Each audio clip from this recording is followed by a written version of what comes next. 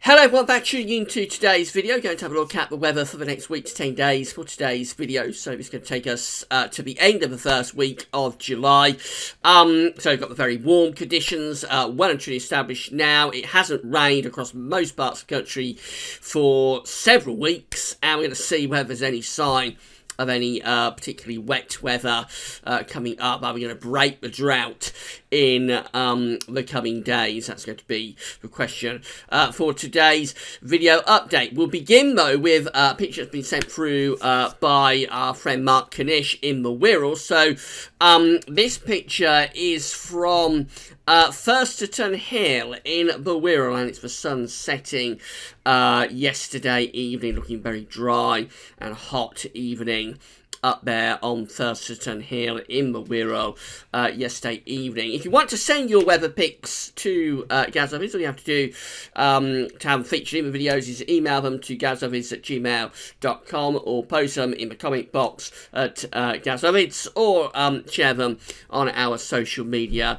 accounts. And we're always happy to feature your weather pics when we get the chance to do so in the videos. Remember, if you are planning on taking any pictures, you do have to be careful. If you're taking pictures of the sun, you have to have filters on the camera and be very, very careful with that.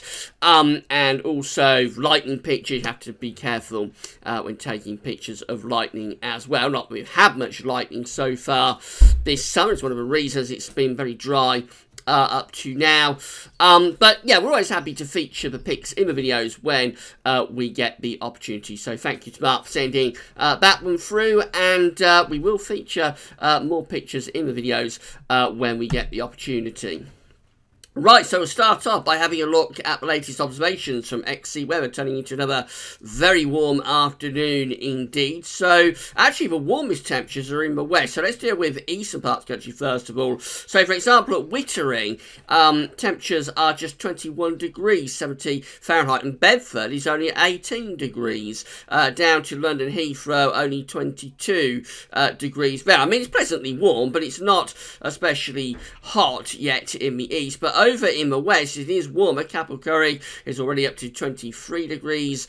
Going north into Carlisle, so into the southwestern part of Scotland and the northwestern part of England, we're up to 26 degrees. Let's move over here to Glasgow. Glasgow Airport is at 28 degrees, into the 80s Fahrenheit already. So the highest temperatures today are going to be in the west and the southwestern part of the country, over towards Northern Ireland. So I think that's Loch Fee, and that area is up to 26 degrees already. Belfast up to 27, and coming down into the Republic, so that particular station just there, Gortine up to 28 degrees right now, and going southwards into southern parts of Ireland. Moore Park is at 27. Cork is at a very tropical 25. I believe records could well be broken today, both for the Republic of Ireland and for Northern Ireland too. May well see the hottest June days on record being recorded in that part of the world. This is going to be another very hot afternoon for many parts of particularly southern and southwestern Scotland. As we know, over on the eastern side of the country, it is warm, but it's not as warm. But even so, I think by the end of this afternoon, we'll be seeing temperatures into the mid to upper 20s Celsius over on the eastern side of the country. On the east coast itself, it is cooler. If you don't like the heat, as I keep saying, get yourself to the east coast, because that's where the coolest temperatures are as the wind comes in off the north. So you may have to put up with low cloud and mist at times, but it's on the east coast that you've got the coolest conditions. So if you don't like the hot weather, jump in the car, drive over to the east coast, and you'll find it a good deal cooler there. Right, so these are the 500 millibar height anomalies from the Penn State University website for the next week to 10 days. We've got the ECMWF here on the top, and the GFS, which we'll have a look at in a moment, is on the bottom. 500 millibars, 75 feet, is an area in the absolute high pressure, low pressure. I've been moved around by a jet stream running above. Red reflects high pressure, blue to low pressure. These are the mean flow charts for the next week to 10 days. So this takes us to the 8th of July through to the end of the first week of July.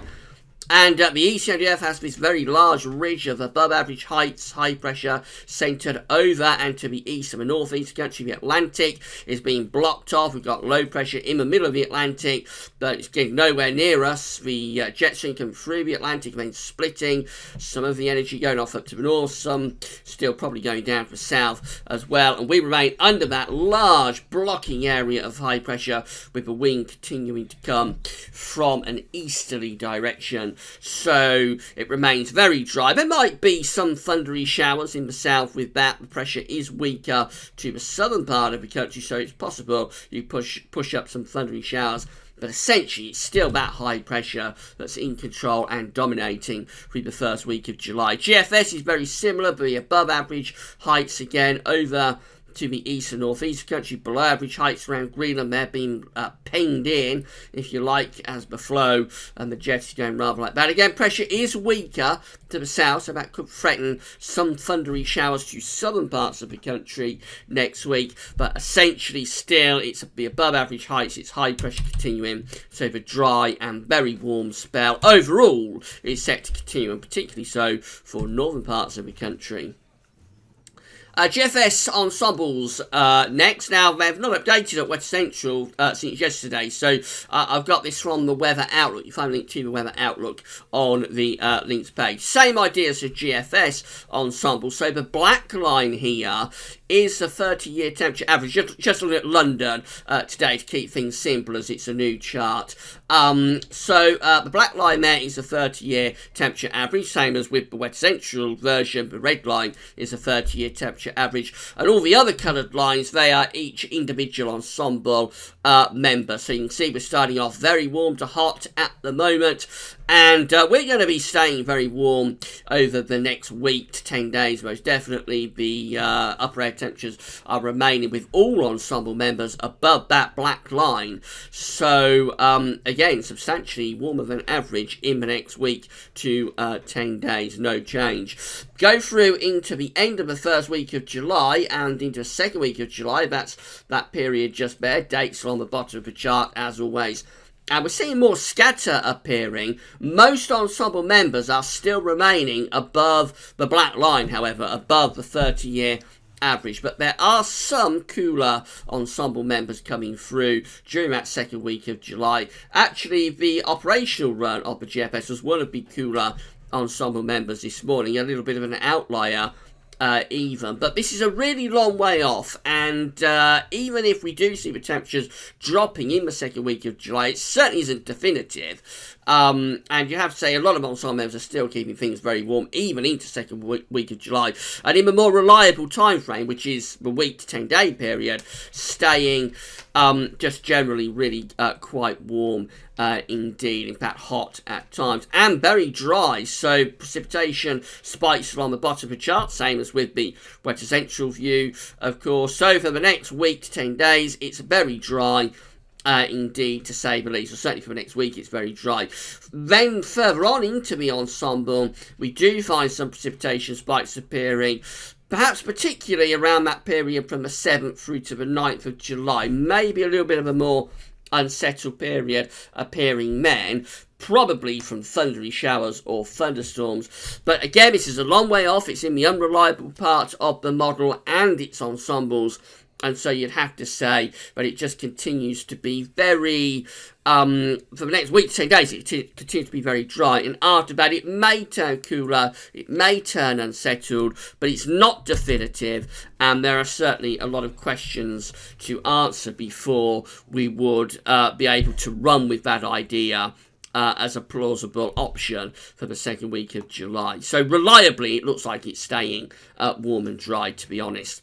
Temperature anomalies for the next week look like that. They're substantially warmer than average for the UK, for Ireland, for Scandinavia, for much of Western Europe too. France, warmer than average. So the warmth is in the west. The cooler than average temperatures are in the east and the southeastern parts of Europe from the 28th of June to the 6th of July. precipitation anomalies look very dry for many parts of the UK and Northern Europe. It is coming out a little bit wetter in the far southwest. That's indicating thunderstorms that will be across northern parts of France in particular. They're trying to push up, and they may bring some wet weather into the far south and southwestern part of the country at some point next week. But essentially most parts of the UK and Ireland and Northern Europe coming out substantially warmer than average. So that's how the GFS is looking for Sunday. High pressure is well and truly in control. It's this area of low pressure just here around Biscay and off the coast of Portugal that we are watching to try and bring thunder. In a normal summer weather pattern, that low pressure would move up from Biscay and it would bring us thunderstorms, and then it would clear away the high pressure, it would clear away the hot temperatures, and you find cooler, fresher, more unsettled conditions coming in from off the Atlantic. That is a normal UK summer pattern.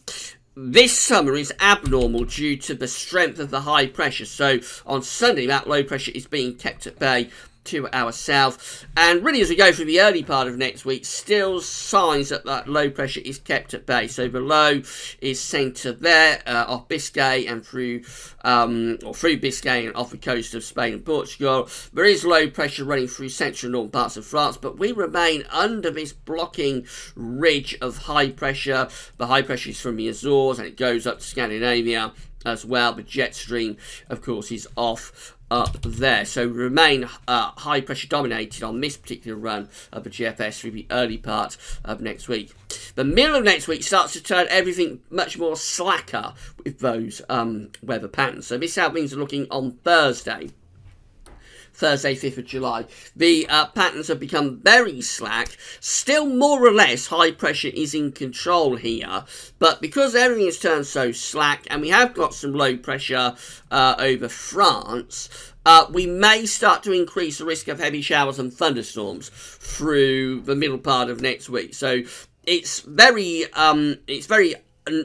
undefined, if you like. There's no real area of low pressure there to act as a trigger for thunderstorms. It's just one of the things that tends to happen when the air is quite humid and warm. If the gradients become slack, it can allow slow-moving heavy showers and thunderstorms to develop, but they're usually very scattered and really quite hit and miss.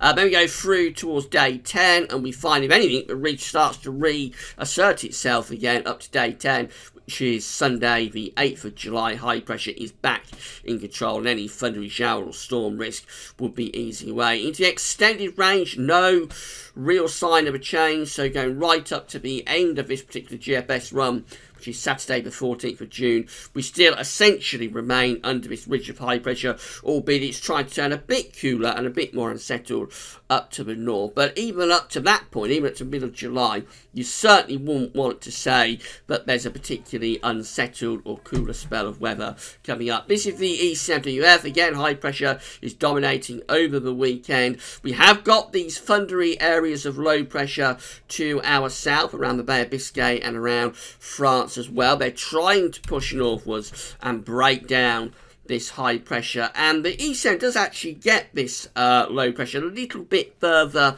northwards than the GFS, so that's where it is on Tuesday next week, just off the coast of southwest England. That could be bringing more widespread thundery showers or thunderstorms to southern England, South Wales, possibly into the southwest, but for most parts of the country we're still under this ridge of high pressure, you'll see, particularly for central and northern parts of the country. No thunderstorms there. Into the middle of next week, very similar to what the GFS is showing, it all becomes very slack. So this is how things are looking on Thursday next week, in a week's time. High pressure is still more or less in control of the pattern here, but it's all turned very slack. Nothing is moving particularly quickly.